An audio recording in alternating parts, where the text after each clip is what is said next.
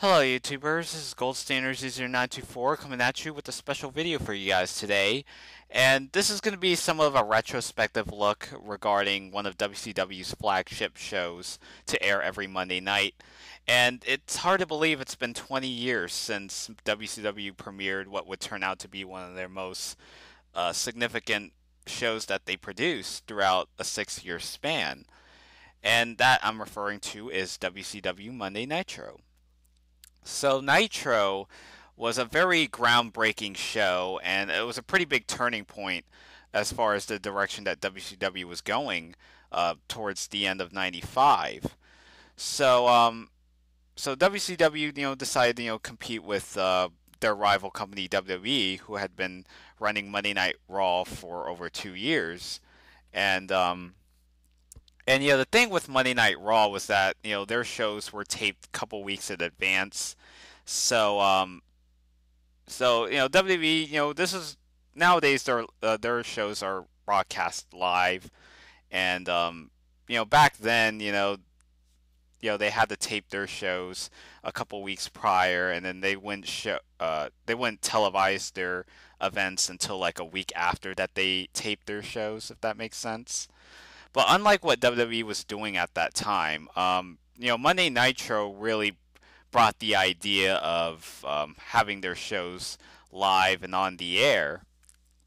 And the beauty of it was that this was at a time where the computer was still very young at the time, so you couldn't look up like wrestling dirt sheets online. I mean, it was very minimum. You didn't have any YouTube. You didn't have social media outlets like Twitter and Facebook and all these sorts of variety of communications where you have like a group of users just coming in and basically chat as to what's going on. You couldn't like tweet on Twitter to discuss about what's going on Nitro. I mean, it was different times, especially in the '90s. I mean, you had computers, but they weren't as advanced as nowadays. With the evolution of the internet and all these uh, key variety of ways of communicating with other people online and throughout the globe. So the only way to look up at like wrestling dirt sheets was to like look at magazines like PW Torch or Dave Meltzer, those sorts of magazines to kind of really get you caught up with the latest up to date news regarding what's going on in the professional wrestling world. Um, yeah, so Monday Nitro, especially it really helped it being live, and it was very important of them to try and produce the best program that they could, so that the viewers that can enjoy it, whether it's at home or if they're, you know, um, where they're sitting in the crowd as the audience watching the match unfold in front of their eyes. Um, so yeah, because that was a thing, with Nitro being live, is that they couldn't, really they couldn't like screw up, especially on live television, basically. Um, yeah, so even during those 6 years, Nitro really brought a lot of surprising moments, and it really accomplished a lot, despite the short span of time that Nitro had. And in over the years, TNA tried to do it, with their with TNA Impact, and then they try to recreate the Monday Night Wars back in 2010, which only ran for like 2 months, and then because of the low ratings, yeah, Impact moved back to Thursdays, and nowadays I think they're on Destination America. So I don't really get that network over here, but TNA's kind of on its last legs, unfortunately. So it's been somewhat of an afterthought in recent years, which is quite kind of fortunate given the missed opportunities they have and all the talent that TNA used to have. But nowadays, some of their key signature wrestlers that really helped build TNA in the early years are already venturing out into other wrestling companies. And TNA tried, but it just couldn't recapture the magic that WCW had. And Like I said, it's just unfortunate, really. But getting back to WCW, so I didn't mean to digress when I was talking about TNA, but getting into the pilot episode of Monday Nitro, they actually held their venue inside the Mall of America in Minneapolis, Minnesota.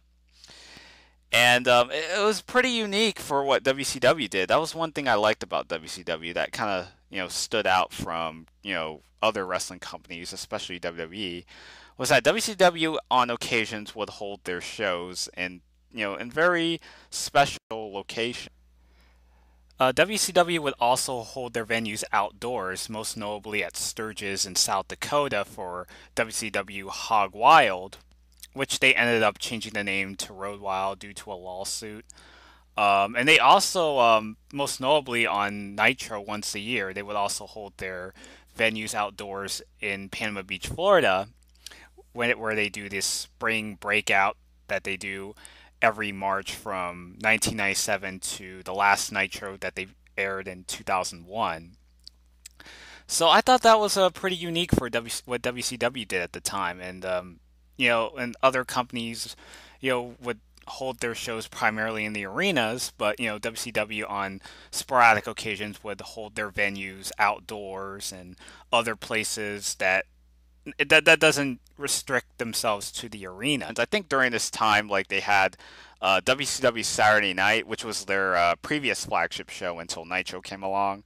So their shows were held in Disney MGM Studios, which is now called Disney Hollywood Studios in Orlando, Florida.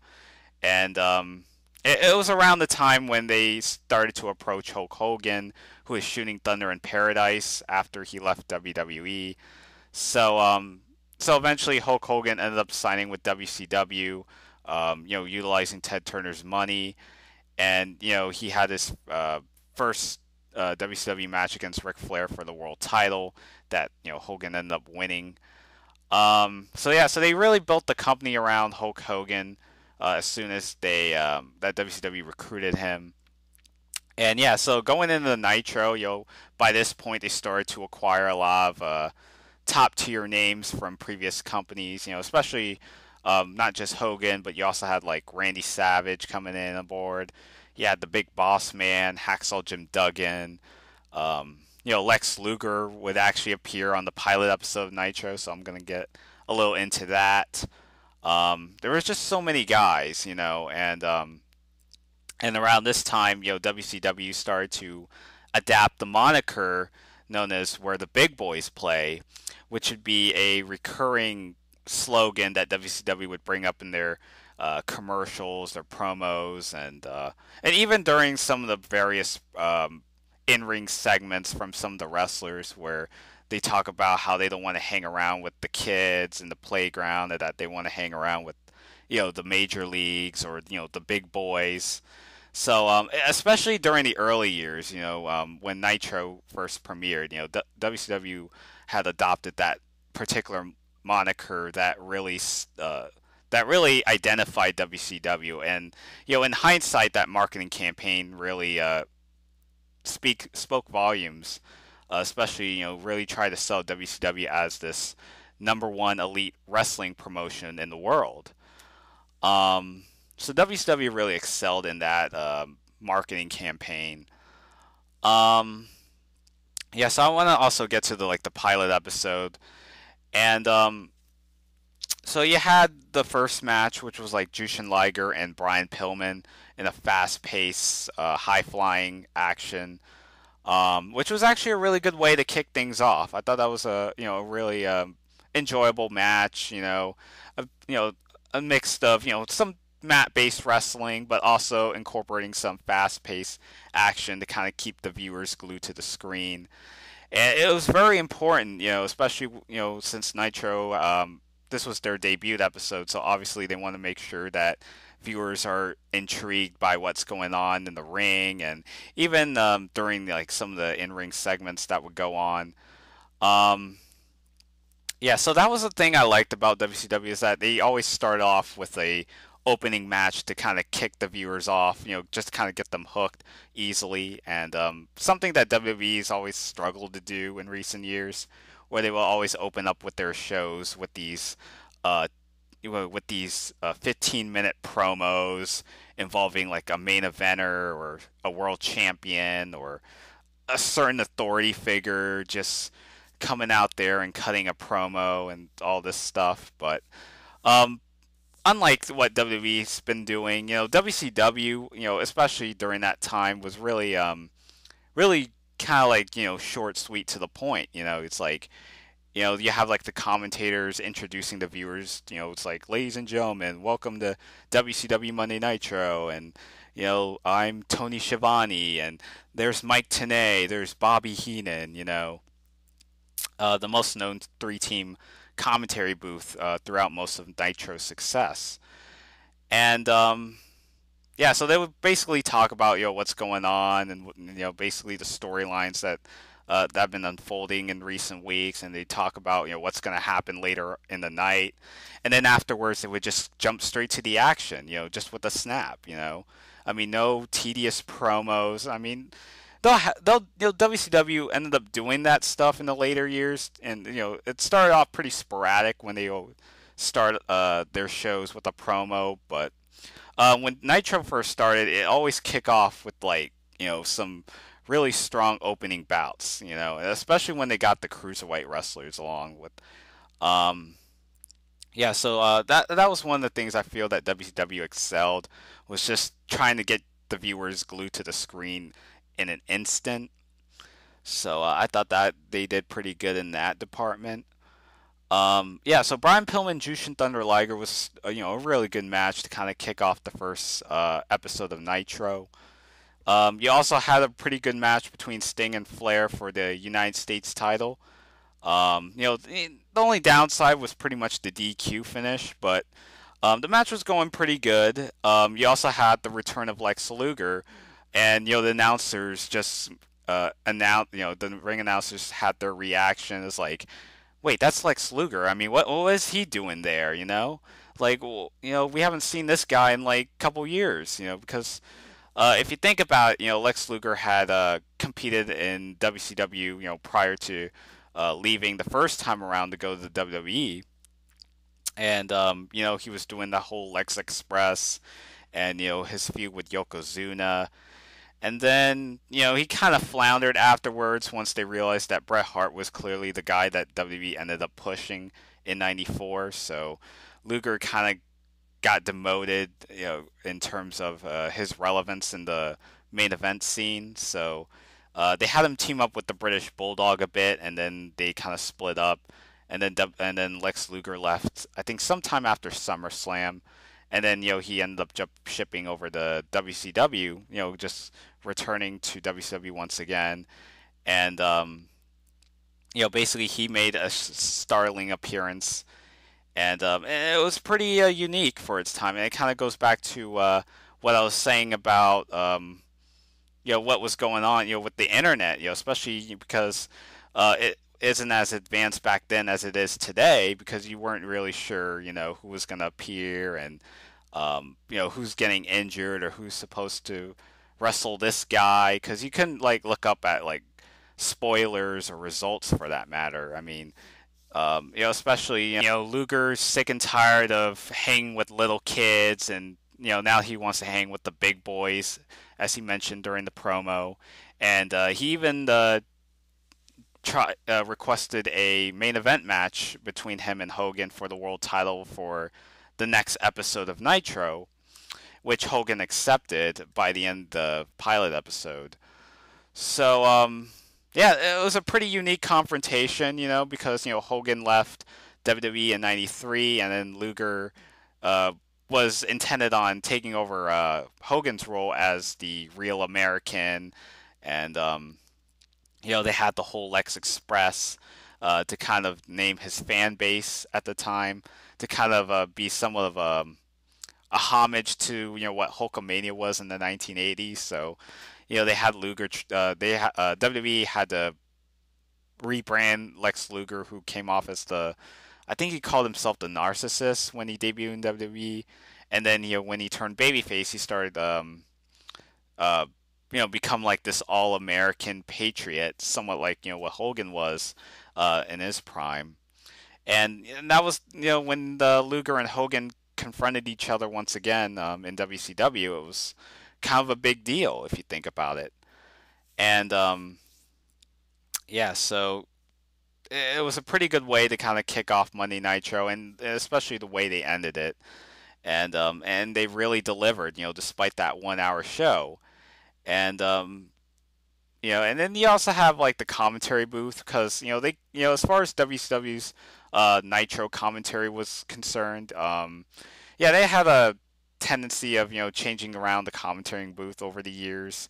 Like when it started, it was Eric Bischoff who was like the head announcer, and then you had Bobby the Brain Heenan and Steve McMichael, who was a former linebacker of the Chicago Bears, and they made up the original three-team commentary, and then within a year, by the time you got to the summer of '96, Mongo left the commentary booth to join up with the Four Horsemen, and then and then I think they replaced him with I think it might have replaced him with Mike Tenay eventually. I mean, it was like a little for a while. It was only just Eric Bischoff and Bobby Heenan, and then they added Mike Tenay in the mix.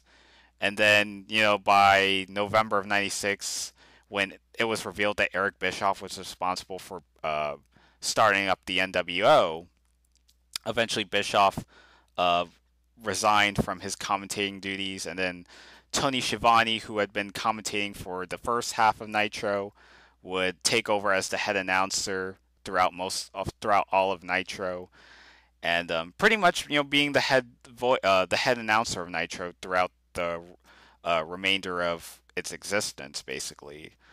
Um, yeah, so and then they also added like Scott Hudson, towards the later years of Nitro, and then they had like Mark Madden as well. I think when people think of the three-team commentary incarnation, a lot of people associate with guys like Tony Schiavone, Mike Tenay, and Bobby Heenan, especially when we get to like the NWO angle, which I'll discuss a little more into as the video progresses. Um, but as far as Eric Bischoff's commentary was concerned, I mean, he was basically supposed to be WCW's answer to Vince McMahon, who at the time was the head announcer for Monday Night Raw, and I thought Eric Bischoff was a pretty decent commentator. I know he wasn't like the greatest thing to come out of it and all, but I thought he was a very I want to say underrated, but and maybe I'm just in the minority, but I kind of enjoyed Bischoff's commentary. As opposed to like what Vince McMahon's commentary was on Raw, where he was just trying to be all over the top, and and especially he's like, oh my, when Vince McMahon would just raise his voice, it's like, hey, ladies and gentlemen, welcome to Monday Night Raw, or something like that. I know it's a pretty horrible impression. But Eric Bischoff's commentary, I didn't mind necessarily. Um, but I would say that there have been better commentators, in my personal opinion. Um, but I thought he did all right for what I thought he did his job all right. I mean, getting to the point and talk about the storylines and feuds and what's to come later tonight. So I thought he did a pretty decent job as a head commentator. But that's just my personal opinion. But you could feel free to disagree. Bobby Heenan was pretty good as usual, although he kind of lacked the stigma that he had in his WWE run when he was commentating alongside Gorilla Monsoon. Um, Steve McMichael's commentary, I wasn't really fond of. I can't really remember any particular moments other than the pet lizard that he would normally bring out. Um, I don't know. I don't think it really added much to the table. Wasn't really that memorable of a commentator. And Tony Schiavone, he was pretty good for what he was, even though he had a tendency to talk about other matches when it doesn't have anything to do with um, the match that's going on at the moment. And maybe it's not necessarily Tony Schiavone's fault, but also you could just apply it to the entire commentary booth, especially like um, that was the downside as far as the three-team commentary booth goes. Like, especially when you get to like the NWO era, like at times they will always talk about the main event, but they barely talk about what's going on in the ring. So I thought that was kind of like a recurring theme that just kind of that somewhat peeves me when I look back at some of those Nitro episodes. Like they will always talk about what's going on in the main event, but they're not talking about what's going on in the undercard matches, or what's going on currently that doesn't involve the NWO or the main event.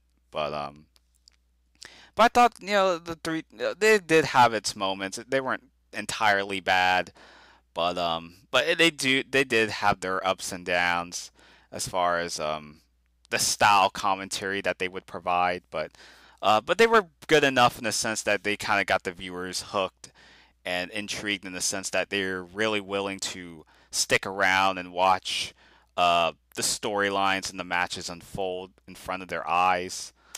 So I thought they did. I think overall, despite some flaws, I thought that the idea of the three-team commentary booth was something pretty unique for its time. So that's really my thoughts on the commentary booth. Um, yeah, so there was actually a pretty handful of key significant moments. A lot of people remember Lundra Blaze when she showed up on WCW programming. I mean, she was the women's champion in WWE, and then she made a startling debut, on an episode of Nitro, and then she basically dumped the woman's towel in front of the camera. She dumped it down the garbage can, and this really sparked a lot of controversy. And WWE, had pretty much blacklisted Lundra Blaze for many years, and just uh, bring the woman's title belt over to the other rival company, and just basically trashing the belt the way she did. And then for a couple years, WWE didn't have a women's title belt. I mean, they had a little women's division during that time in the mid '90s, but it was a pretty forgotten, a pretty forgotten time period in the women's division in WWE. And then they brought it back in like '98, and when Sable won the belt. Um, yeah, so it was a pretty shocking thing at the time, and no one expected that to come. And it just those are another examples of anything can happen, which was the atmosphere that Monday Nitro was pretty infamous for doing. And I even mentioned about Lex Luger coming in as well. um and they also had a couple of title changes, for the WCW World Title. There have been some handful number of world title changes that have occurred on Nitro. The earliest was the let me run down through all this. So Halloween Havoc '95, Hogan had been holding the belt since his debut at Bash of the Beach '94. So Hogan was feuding with the Giant, who a lot of people know him as the Big Show. So they have a match at Halloween Havoc '95. The match ends in a controversial DQ, and then it's announced that Hogan had to vacate the belt. So they had to kind of determine who would be the WCW World Champion. They would have a 60-man battle royal, which they dubbed it as World War III. And it was basically the Royal Rumble, except that unlike the Royal Rumble, it's a match that consists of three rings. There's 60 men wrestling within each of those three rings. Now they're actually divided 20 in three rings. So you have like 20 wrestlers fighting in one ring, 20 wrestlers fighting in the second, and 20 wrestlers fighting in the third ring. So they're all divided up into 20. And then once a certain number of wrestlers get eliminated, they have to move over to the center of the ring.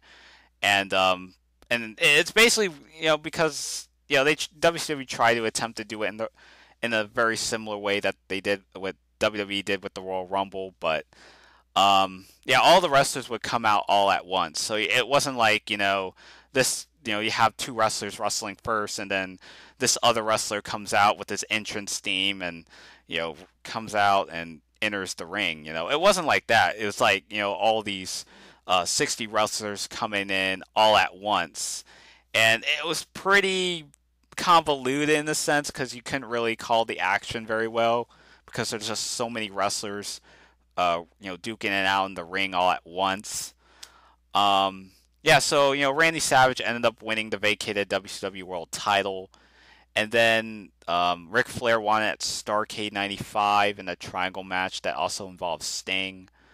And then getting to the Monday Nitros, as far as the world title changes that happened, they had Randy Savage win the belt from Ric Flair, much to a pretty shocking standing ovation.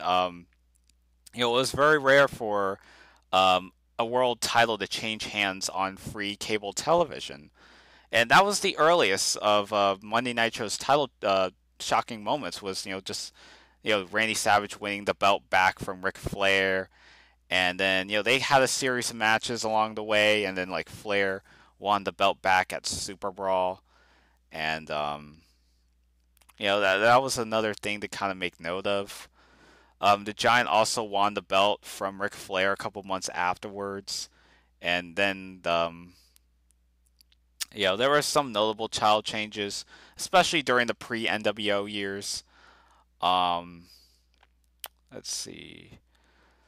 Everyone remembers Goldberg's title win over Hogan in July of '98 at the Georgia Dome, so that was also a notable thing.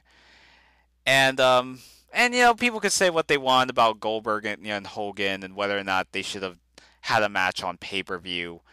And yeah, so I would, as much as it would have been in hindsight, I think it would have been better if they had Hogan and Goldberg to wrestle on pay-per-view and to kind of build it up a little more. But Goldberg winning the belt in his hometown on Nitro it really drew a massive rating. Um, Now they did lose a ton of money, I will admit that, so it probably wasn't the smartest move in a financial standpoint. Um, but I thought Goldberg winning the belt was a pretty historic moment. Um, yeah, Ultimate Warrior returning to not returning to WCW since this was actually his debut. So Warrior returning to the wrestling ring since his brief WWE run in '96. Yes, and then he confronted Hulk Hogan. That actually popped a pretty big rating. Um,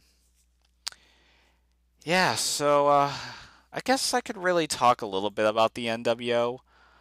Um, yeah, so around the summer of '96, Nitro started to gain popularity to the point where TNT decided to extend Nitro by an extra hour to make it 2 hours total.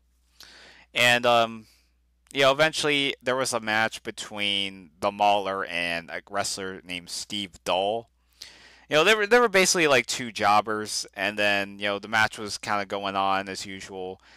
And then Scott Hall made a sudden appearance because people weren't really sure what Scott Hall was doing there because he had wrestled in WWE not too long ago, and basically he interrupted the match while the other wrestlers were escorted off the ring.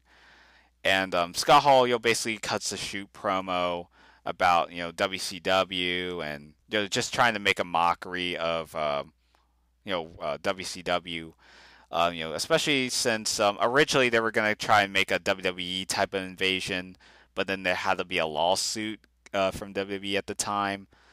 Um, yeah, so basically, Scott Hall really cut a promo on some of the WCW wrestlers, especially guys like Sting and Macho Man, and then Scott Hall referred to him as the Nacho Man, which is basically originated from a skit that WWE did with the Billionaire Ted skits around that time when they were just mocking all their former wrestlers, former top wrestlers from the 1980s, like Hogan and Savage, who were already in WCW by this point. So they started to kind of make a mockery out of them, and especially Ted Turner as well. So Scott Hall, makes allusions to the infamous billionaire Ted skits from WWE that they were doing at the time. Um, and he was still doing the whole Razor Ramon persona because especially when he came off, he was speaking like he was Razor Ramon. But over time, Scott Hall kind of phase out the phase out the accent. And then along the way, he interrupted the commentating booth and informing Eric Bischoff and Bobby Heenan that he's got a big surprise. And you had to wait like a week or two afterwards, and it reveals that the big surprise turned out to be Kevin Nash.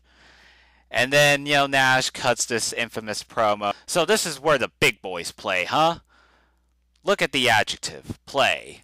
Well, we ain't here to play.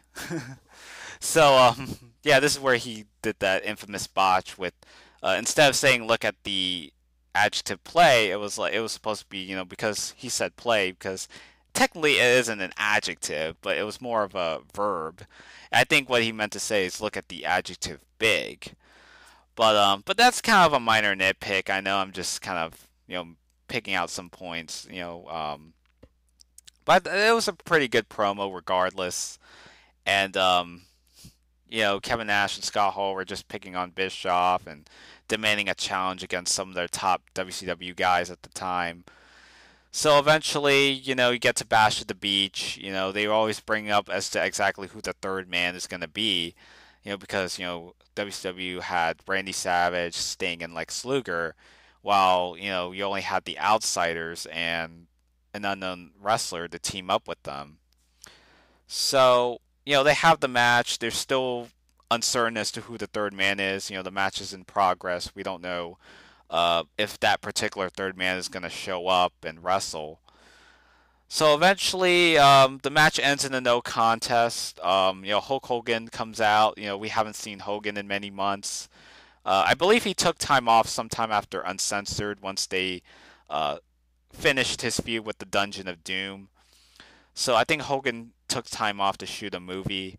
And then, he would come back unannounced. The announcers put it over as that they haven't seen this guy in a while. And, Hulk Hogan comes out, rips his shirt off, and then he leg drops Macho Man suddenly. And the crowd was very shocked. The announcers were shocked as well. And, and they were just very shocked and awe as to what was going on. So Hogan's revealed as the third man. And, he basically cuts a promo for why he did what he did. And, it's like, ever since I got to WCW, you guys were booing me. And, I just couldn't take it anymore. So, he ended up, turning on WCW. And you had like someone like Bobby Heenan, who, he and Hogan had some bad blood with, especially going back to their days in the WWE. And Bobby Heenan's like, after all these years, I told you guys that he wasn't a good man, like he wasn't as good as he says he is, or that sort of he didn't really exactly say that, but it was kind of like a more of a what he had been feeling, what his personal grief was towards Hulk Hogan. And Hulk Hogan ended up revealing to be the third man. And then the next time he showed up, he was dressed in black and white. And that was pretty much the signature attires that you would see for the NWO. And it really was the turning point for not just Monday Nitro, but just WCW in general. And they started to exceed WWE in the ratings, and especially with the groundbreaking storyline they had with the NWO, and just this idea that this particular group is going to try and overtake WCW and destroy its legacy. Especially when you have these outsiders coming in and basically tearing just basically destroying what made WCW great in the first place, going back to the NWA, the Jim Crockett era, and especially when they had a tendency to come in and issue this sort of gang mentality on random people that are, they assault all these random wrestlers backstage and taking over a Nitro by taking over the commentary booth, and just a lot of that stuff was just very groundbreaking. And you had also a lot of wrestlers jumping ship to the NWO, and there's the strength in numbers. It's like it was it was a major storyline that WCW had been going through for many years, and And the NWO, I mean, over the years it kind of uh, diluted itself with too many guys, and it was just over marketing the hell out of them. But at the same time, it was making money. It was making money in terms of the merchandise, including the NWO shirts and the hat. Just basically the overall merchandise of it. Um, just the music that they would come off with, the Jimi Hendrix type of production music that they came off of. It was very timeless music. Um, and when you hear the NWO music, it's like, oh my God, shit's going down. And then the black and white PSA announcements that they would do, um, and just basically cutting promos or advertising some of their merchandise. Um, yeah, it was really cool stuff for what the NWO had. Before I move on to another topic other than the NWO discussion at the moment, Hulk Hogan had been a babyface throughout most of his wrestling career. He had been the number one guy in the WWE throughout the mid to late 1980s, and his fandom consisted primarily children. Especially when Hulk Hogan would cut these promos, encouraging them to take their vitamins and say their prayers, do the right thing. So he had been doing that for many years, and when he went over to WCW, some of the diehard WCW fans weren't opening him with open arms. They weren't able to make himself welcome when he came to WCW. So Hogan ended up acknowledging some of those frustrations that he had. Um, Especially when he was revealed to be the third man, and he was cutting one of these these promos, just talking about um, like I discussed about when he was venting of his frustrations about when he came to WCW. It's like you guys were booing me. I'm sick of this, and I'm sick of doing the right thing. It's time that I do what I want to do, and basically afterwards, Hulk Hogan had ditched the classic traditional red and yellow that he had been known for wearing, and started sporting his black and white attires, and then introducing the NWO shirts and his exclusive attires that he would have, and it really rejuvenated his career if you think about it. And he was shooting movies a lot during this time, and and while he was still doing showing up on WCW TV, he was kind of by this point was viewed as a special attraction who had been especially when he was holding the world title, he would hold that belt for over a year, and there were times where he didn't have to defend the belt at every single pay-per-view. So at times he won't show up on a pay-per-view, but they'll probably have like another NWO guy wrestling in the main event, like when DDP and had his feud with the Macho Man, at Spring Stampede, Hulk Hogan didn't appear on the pay per view at all, despite the fact he was world champion, for example. So yeah, there were many cases where Hulk Hogan would appear on WCW TV, and there were some times where he was gone for a couple months, to shoot a particular movie or a particular acting gig that that he'd be doing while simultaneously appearing on WCW programming. Um, so that was the unique thing about Hulk Hogan when he won the world title as a heel. That would just get away with um, any shenanigans that would go on. Like he would like anytime it looks like Hogan's gonna lose the world title, there's something that's going on. Like Nick Patrick screws this particular wrestler over, and Hogan would end up retaining the belt in some shape or form.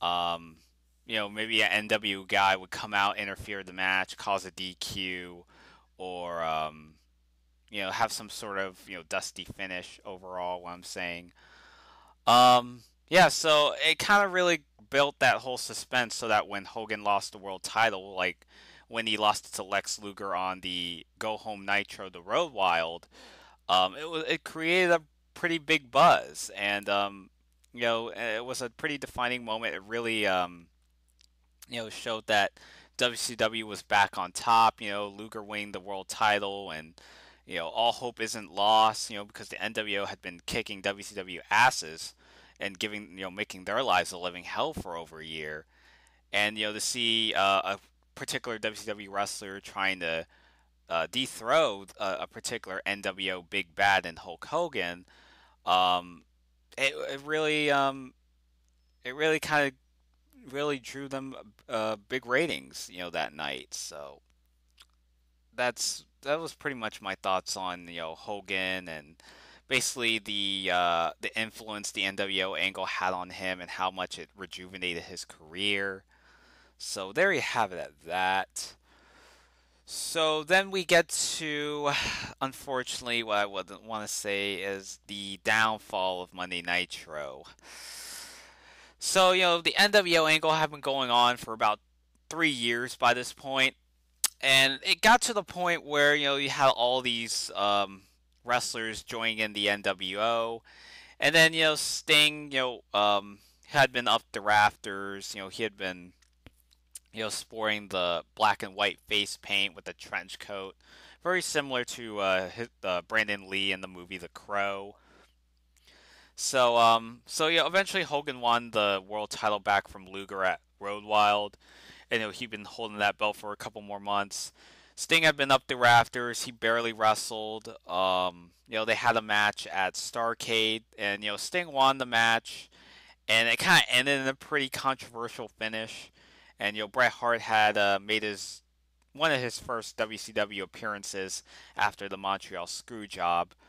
So he helped Sting win the world title, and Hogan like originally won the match because Hogan nailed a leg drop on Sting, and then Nick Patrick made a what was believed to be a fast count, but it turns out it was just a regular count. So there was some pretty weird, awkward moments that were going on. Like Bret Hart suddenly appearing out of nowhere and having control over the match and declaring himself as the referee, and basically taking out Nick Patrick.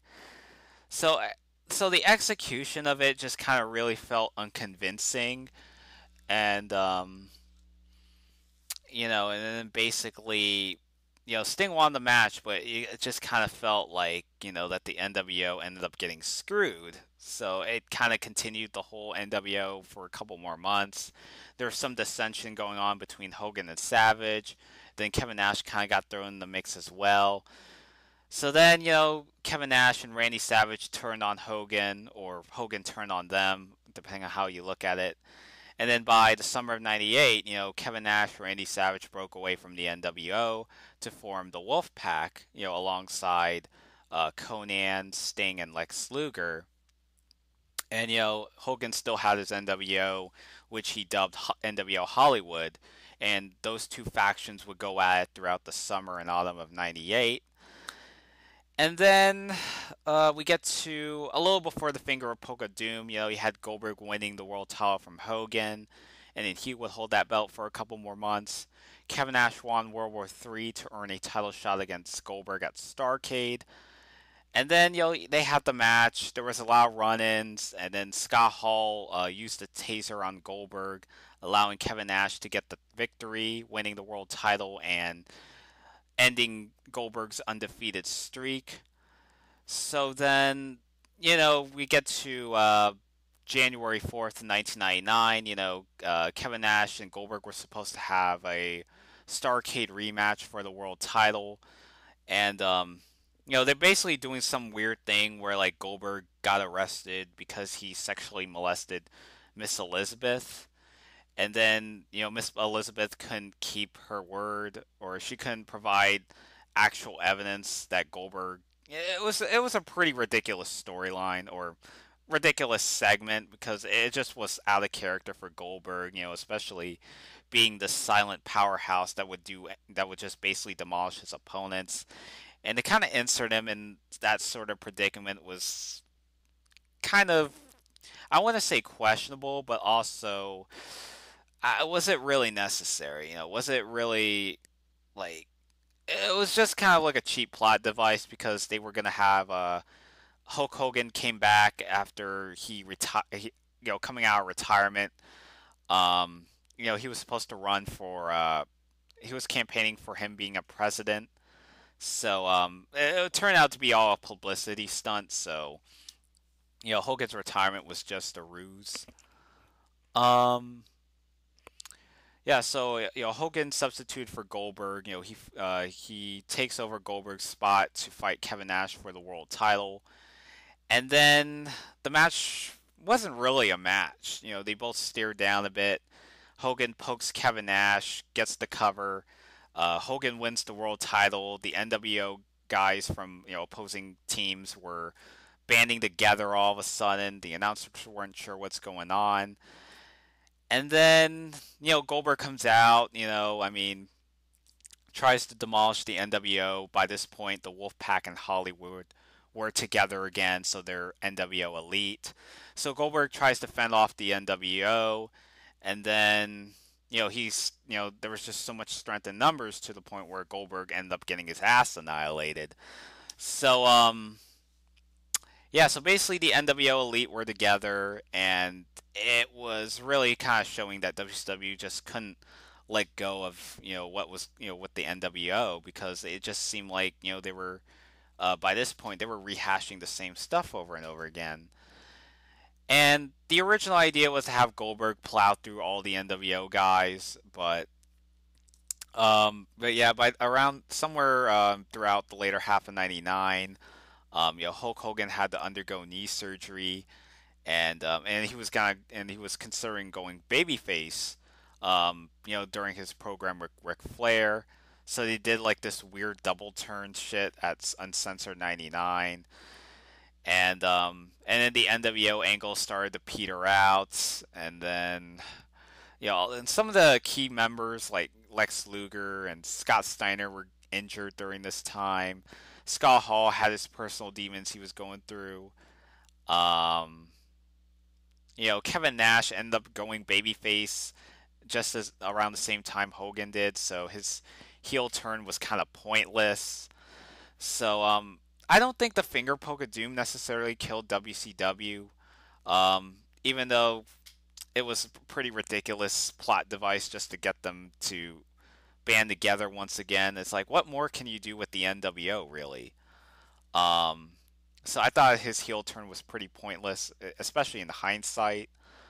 Um, yeah, I think also that same January 4th show, Tony Schiavone cut this infamous speech that Mick Foley was going to win the WF World Title, which was a pretty dick move. Also, yeah, I did thought that was pretty unnecessary. I mean, you should be talking about what's going on in your in your TV show. You shouldn't be worried about other what's going on in your rival company. You should be focusing on the storylines that's going on in your company, if that makes any sense. Um, yeah, so I thought that was just a pretty dick move, and I thought that was pretty out of line for Tony Schiavone. Even though it was, I think Mick Foley even mentioned that it was Tony Schiavone that, or not Tony Schiavone, but Eric Bischoff was saying stuff to Tony Schiavone to actually give away the Raw results. Um, so yeah, so like I said, it was a pretty dick move on that part, and I mean Tony Schiavone, I thought he was a pretty good commentator, but I just didn't think that it was. I thought that was just out of line, really. And Nitro also had a habit of leaking Raw results, even during the early years. Especially when wrestling wasn't as hot, especially on the WWE. And but by the time you get to like '99, when WWE was regaining popularity once again, um, by that time, that that plan to kind of try to up one WCW over WWE just backfired in the process. And they should have been aware of the popularity that WWE was having by that time, when Stone Cold was on top, and The Rock was also coming in and and winning his first world title, and Mick Foley starting to come to his own as well. Um, yeah, so it was a pretty dick move on their part, and By the time you get to the summer of '99, Nitro's ratings were starting to dip from like 5 million viewers at the beginning of the year to like about 3 million viewers, and then 2 million viewers by the end of '99. So it was one of the biggest downfalls, especially within a year. And a lot of the factors, like I mentioned, with the injuries of certain top wrestlers, um, and the NWO angle was starting to peter out. So eventually, to kind of compensate on that, they started bringing in certain celebrities to come in, especially when they brought in like musical performances such as Kiss and Megadeth. And even by that point, those two bands weren't as popular like they were in their primes. Like, Kiss was pretty big in the '70s. Megadeth was a pretty big metal group in the 1980s, but this was like the later half of the 1990s, so they weren't really scoring big as much as they did in their prime years. Um, so that didn't really help matters any better. Um, yeah, they also brought in the No Limit Soldiers, which was like a group I think Master P had. It was like a rap group that were pretty popular for their time, but those were just kind of quick fixes, and you could really tell WCW was pretty desperate as far as trying to regain the momentum that they had, like, in '97, '98 ish. Um, and then, you get to, some of the creative booking changes, like Kevin Nash took over as Booker, and that, his booking was um, poorly received. They were doing like the White Hummer storyline where like Kevin Nash gets was stuck in a I think it was in a limousine, and then there was like this random white Hummer that just that crashes right through the limo that Kevin Nash was in, and it took months for them to figure out as to who was inside that white Hummer. So that was just kind of a really weird storyline. Um, what other stuff that they were doing? And then like Vince Russo took over the booking by October '99. Um, he was a creative writer for WWE, especially throughout the first half of the Attitude Era. So him and Ed Ferrara left. They went to WCW, and then basically they just couldn't try and capitalize on their success. WCW just despite the fact that they brought Russo and Ferrara, WCW were continuing to struggle and they're trying to regaining their footing. Um, and then 2000 came around. They tried to reboot WCW by vacating all the titles and starting from scratch. And then they were doing like this New Blood Millionaires Club storyline which is basically a rehash of the NWO, but except that the New Blood were basically the heels, the up and comer superstars that they had at the time, and then the Millionaires Club were basically the established talent, the veterans that helped make WCW what it was or what it is today. I know it sounds like a little oxymoron there. I apologize, but even despite that, things just didn't really help either. So they were continuing to lose business throughout the year, and the pay-per-views weren't selling very well. The crowd attendance was declining, as opposed to having millions of viewers in '98, and then they just kind of got reduced to thousands by the end of 2000. Um, and then it just got to a point where the AOL Time Warner merger came to be, and eventually, the executive president, I believe his name was Jamie Kellner. So eventually, he announced that he didn't want to have anything to do with professional wrestling in general. So they decided to scrap WCW. And Eric Bischoff was hoping to find a find a certain company to help fund their shows. But eventually, they just kind of backed down of it. So WWE ended up purchasing WCW. Um, yeah, on the was it March 2001, and that was pretty much the nail in the coffin for WCW. And I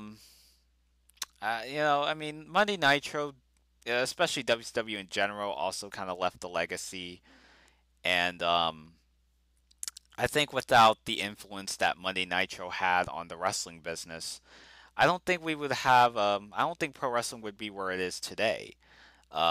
Especially if WWE is like, would we be talking about WWE nowadays had they, um, had it not been for the significant competition that WCW was trying to crush Raw's ratings. And do you think that WWE might be still be around today if they hadn't produced the stars that they ended up producing? I think that's really about it. And I hope you really enjoy this retrospective look on WCW Monday Nitro.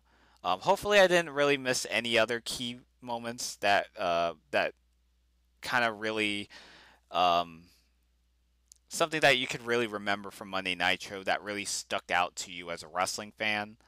So hopefully, I got as much covered as I possibly can.